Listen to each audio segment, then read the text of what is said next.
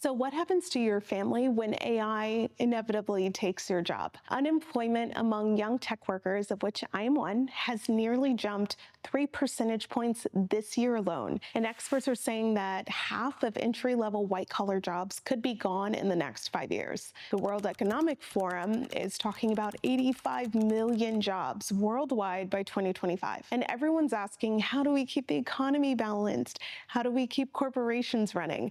And I think that is ultimately the wrong question you should be asking. You need to ask yourself, how does your family survive this?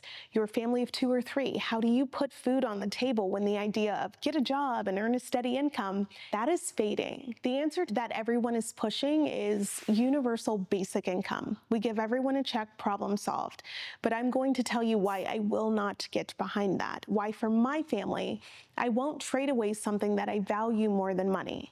But before I get into details, I need to tell you what I actually do care about. It's agency, ownership, your ability to take direct control without needing permission. I talked in a previous video about the UK requiring digital IDs, and when you enter into social contracts like that, when you sign up for those systems like UBI, you're explicitly depending on permission. You're building a life where you are on someone else's foundation, and I always want to maintain my ability to say no.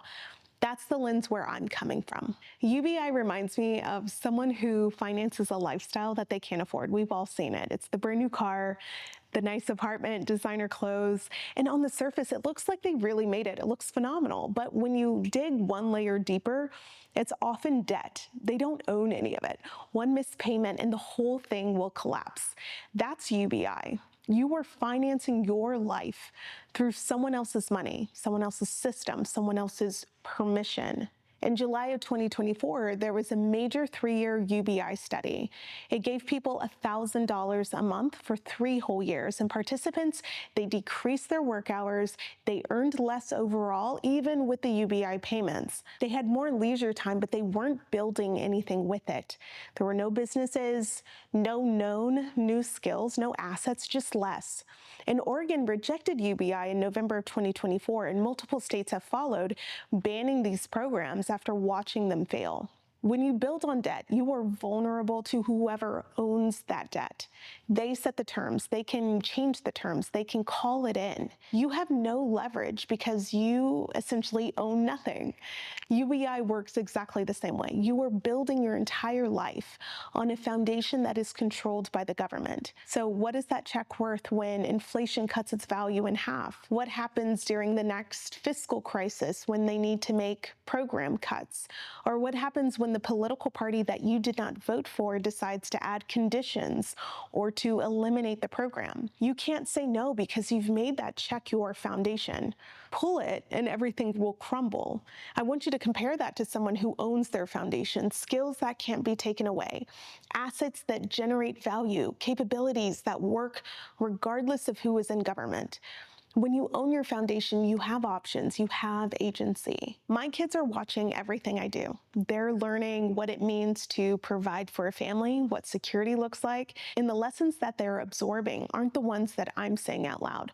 They're the ones that I'm living. The question I ask myself is, what foundation am I actually building for them?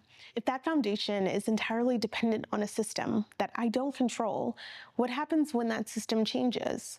What options do they have? I want my kids to see me solve problems, to watch me create value through my own work, to understand that you can generate solutions when challenges come up. That's so different from temporary assistance when you need help. I support that. But I'm talking about building your entire life structure on something that requires permission. When the foundation is UBI, kids grow up in a world where the primary relationship is with the state and not with their own capability. They don't see the connection between effort and result, between creating value and being compensated for it.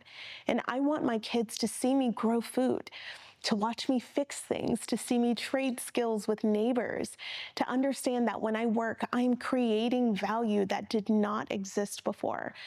And it's not because other options are wrong, but because I want them to know that they have the power to build their own security. That's identity formation. That is how they learn that they're capable people who can handle whatever life throws at them. They always have options because they've seen options being created in the lives that me and my husband live before them. So what do you actually do, or what can you do? Number one is skill acquisition. Your skills are assets that no one can take away. Learn to grow food, fix things, a trade, food preservation, budgeting.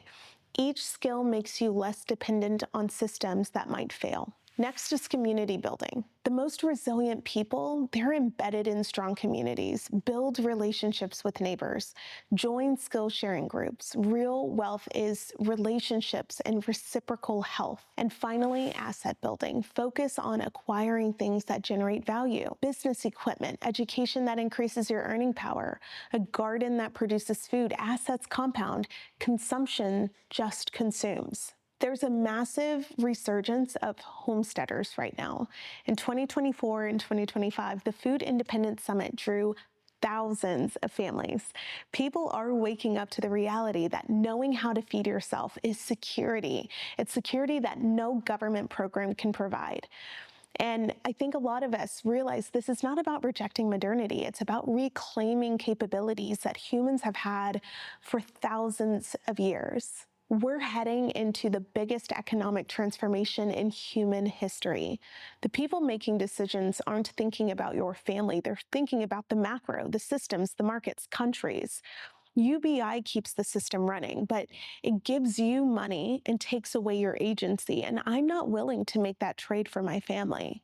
Self-sufficiency is about maintaining the ability to say no, to not need permission to survive. It's about teaching your kids that they can create, build, grow, solve problems. So I want you to pick one thing this week. One skill to learn, one asset to build, something that's yours, something that no one can take away. I want you to start building your foundation on ownership, not permission. And if this resonated with you, please subscribe. Let me know in the comments, what is one thing that you are doing to maintain your family's agency in the changing world? Your family's future isn't about what you're given, it's about what you own.